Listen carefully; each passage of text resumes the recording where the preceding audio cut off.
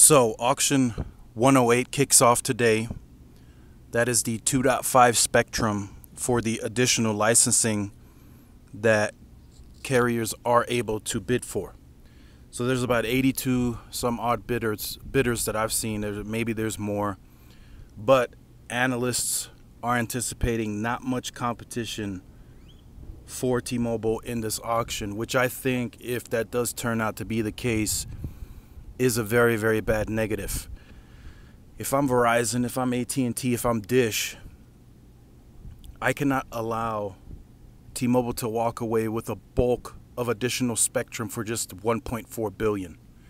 Most analysts are anticipating T-Mobile to spend around, or having to spend around that much to pick up the licensing. I have to make them spend more. Even if I don't win the bidding, I have to bid competitively to make them spend more.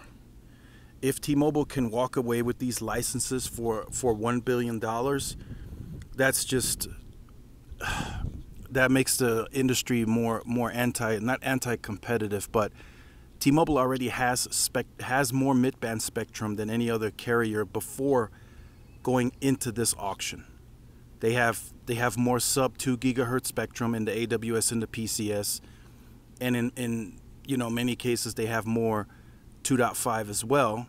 They have up to 194 in some of these markets, and once you add that all up with the AWS and the PCS, they just have a total of, and then of course they also bought C-band and DoD. I mean, they have close to 350 plus megahertz of mid-band spectrum. And now if you tag on these licensing, in some areas they are going to have to buy additional spectrum.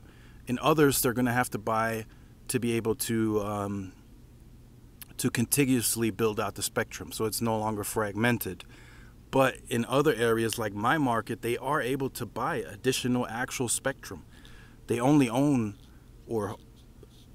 own/lease 141 megahertz of it here, so that means they can buy up to 194 megahertz total. So they can buy another 50 megahertz of the spectrum. So the competition has to make T-Mobile spend more for that spectrum, at least make them pay more for it. Don't let them sit there and get it for another billion, because they have that just about cash on hand. So that's not, they wouldn't even have to go to the debt market if they can get the licensings that they want for that $1 billion. Even in the white spaces, I would compete to make them spend more. And then if I'm Dish, if I'm Verizon and AT&T, if there's some other spectrum up for grabs beyond what T-Mobile is buying, then I would potentially buy that too. So let me know what you guys think about this. Let me know if you think T-Mobile is going to walk away with the bulk of the spectrum. The analysts are right. If Verizon, AT&T, and Dish buy this, they're going to have to spend additional resources and capex to put up different equipment and radios to support that spectrum. T-Mobile doesn't have to do that because they already have 2.5 on their sites. Spectrum is spectrum, in my opinion. If Verizon needs to put up more spectrum, they're going to pay capital to put up that radio because they have the money. So if they buy that spectrum, I'm not going to look at it in a negative way. I look at it in a positive way, because spectrum fuels your network. So let me know what you think about it. Make sure you guys like, share, subscribe to the channel, follow my social media outlets. This is Tyrone with Tech Life. I'll see you in the next one. Peace.